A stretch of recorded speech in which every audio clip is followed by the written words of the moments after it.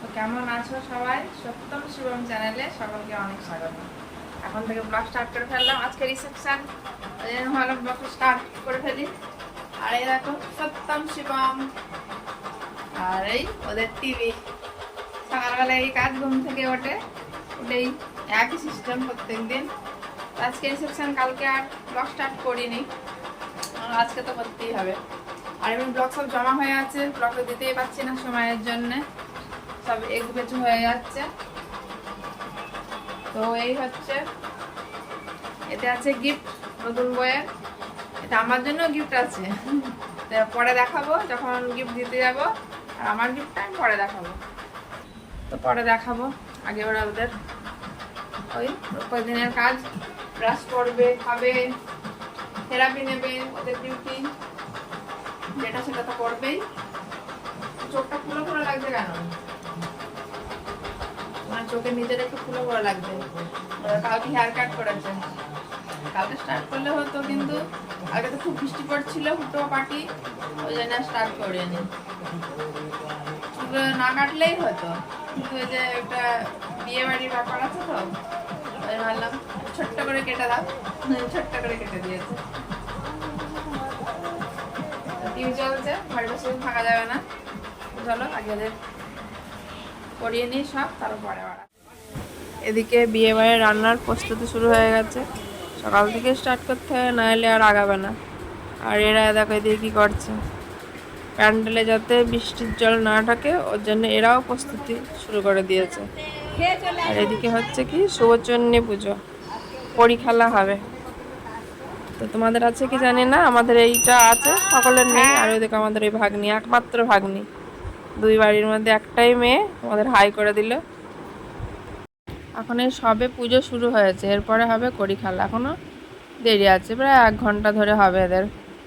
আর এই যে এই হচ্ছে পুকুর, ওই যে ছোট্ট করে গর্ত করেছে, এর মধ্যেই হবে কড়ি খেলা। এর মধ্যে অনেক কিছুই হবে, কিন্তু অতটা তোমাদের আর দেখাতে পারবো না। ওই সপ্তমীর সময় খাবার দিয়ে এসেছি, তোমরা খালি একটু কল্পনা করো যে ওর ভিতরে কী কী হতে পারে। ওর ভিতরে ব্যাঙও ছেড়ে দিতে পারে, কাদা খেলাও হবে। যাদের আছে তারা জানো কী কী হয়, ওই জন্য আমি আর অতটা দেখাচ্ছি না কো। আর এদিকে সত্যম শিবমের স্নান করা হয়ে গেছে। ওই সত্যম দেখো শুয়ে শুয়ে হাসছে, বাইরে বক্স বাজছে, কি সুন্দর হাসি মুখ নিয়ে শুয়ে আছে। সত্যম এর মুখটা সবসময় হাসি খুশিই থাকে, বেজার খুব কমই থাকে। আর এই দেখো আমার স্নান করা হয়ে গেছে, স্নান করে একটা নতুন সুতির ছাপা শাড়ি পরে নিলাম।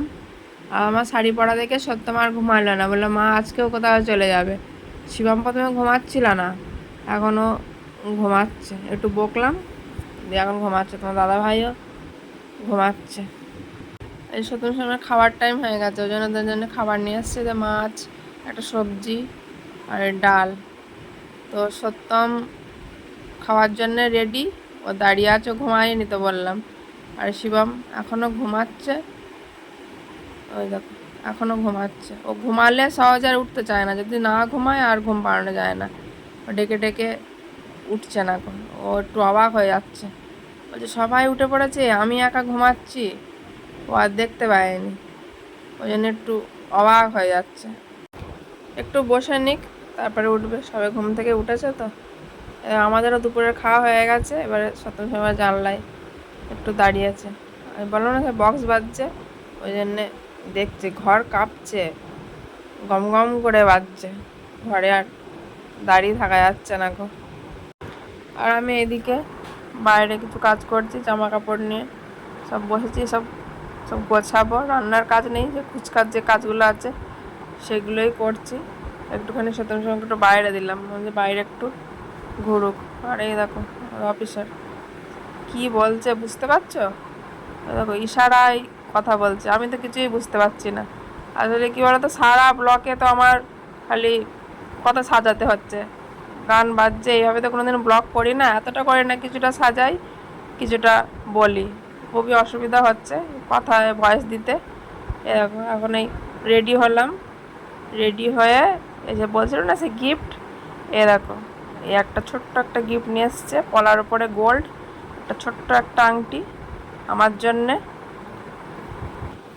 আর এই হচ্ছে নতুন বউ, দেখে নাও। আর নতুন বইয়ের জন্য বলছিল না যে গিফট নিয়ে এসেছিলাম, ওটা কি বলতো, ওটা আমি শ্যুট করেছিলাম, তারপরে দেখছি ওটা ডিলেক্ট হয়ে গেছে, ওই জন্য তোমাদের আর দেখাতে পারলাম না। আমি মুখেই বলে দিচ্ছি, একটা রুপোর একটা সিঁদুরি কোটো, ওটা হেবি সুন্দর, কিন্তু কি তোমাদের দেখাতে পারলাম না। তো প্যান্ডেলে প্রচুর ভিড় হয়ে গেছে, আমাদের আসতে একটু দেরি হয়ে গেছে। আমি ভেবেছিলাম যে সত্যম শিবমকে নিয়ে একটু সকাল সকাল এদিকে আসবো, ওরা বেশি ভিড় ভাড়টা পছন্দ করে না, কিন্তু কি আমার এই সাজুগুজু করতেই একটু দেরি হয়ে গেছে। আসলে আমি ভেবেছিলাম যে আটপৌরো টাইপের শাড়ি পরবো, কিন্তু ওইভাবে আমি শাড়ি আর পরতে পারিনি। 1 ঘন্টা ধরে ট্রাই করে করে হলো না, সে অবশেষে এইভাবেই শাড়ি পরে চলে আসলাম। কিন্তু এত ভিড় ভাট্টা, ভাবলাম যে একটু ফুচকা খাবো, যে একটু কফি খাবো, সে আর হলো না। চলো তোমাদের বাইরেরটা দেখিয়ে নিয়ে আসি। এই হচ্ছে বাইরের, সাজিয়েছে এইভাবে। সত্যম সময় বেরিয়ে আসছে, আসলে কি কন্যাযাত্রী ঢুকে গেছে, আরও বেশি ভিড় ভাট্টা হয়ে গেছে, ওই জন্য ওদের নিয়ে বেরিয়ে চলে আসছে। এখন এই 9:30 মতো বাজে। এই দেখো সত্যম শিবমের খাওয়া হয়ে গেছে, খাইয়ে দিয়ে শুয়ে দিলাম। আর কি করবে, আর গরমও প্রচণ্ড, আর ওখানে বেশিক্ষণ থাকতে পারবে না, গ্যাঞ্জাম হইচই। এর থেকে ফ্যানের তলায় চুপচাপ শুয়ে থাকুক, যখন ঘুম পাবে তখন ঘুমিয়ে পড়বে। বেশি খাইও নি, অল্প একটু খেলো। আসলে সকাল রাতবেলা তো ওইসব হেভি খাবার তো আমাদের খাওয়া হয় না, রিচ খাবার। সকাল রাতবেলা সত্যম শিবম আলু সিদ্ধ ঘি দিয়ে ভাত খাই, ওই অল্প একটু খেলো, খেয়ে দুধ খাইয়ে শুইয়ে দিলাম।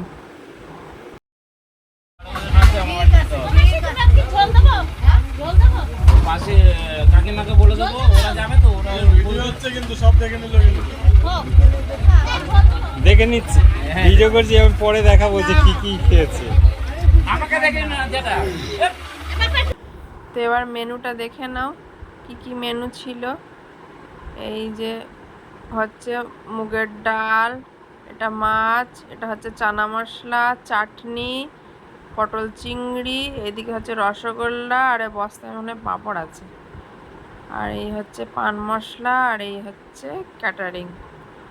তো যখনই ব্লগ করি তখনই তোমাদের মেনু শেয়ার করি, আজকে করবো না তা কথা হলো। আর এই হচ্ছে রাইস। আর আমি যেটা খুঁজছি, তোমরাও কি সেটা খুঁজছো? কোথায় গেল সেই জিনিস?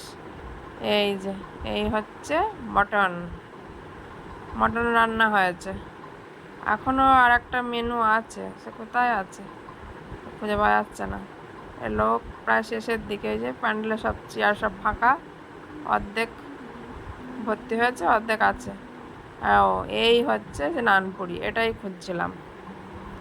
আরও দুটো জিনিস আছে, সন্দেশ আর আইসক্রিম। কোন দিকে আছে? তো অন্যদিকে আছে হয়তো।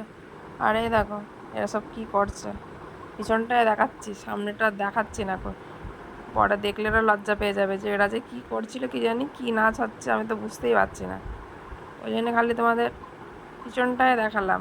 এটা কিন্তু পরে আমি শ্যুট করেছি, শেষ করার পরে। এখন ওই 2টো মতো বাজে। তাদের খাওয়া কমপ্লিট, 12টা বাজে। সত্যম শিবম ঘুমিয়ে পড়েছে।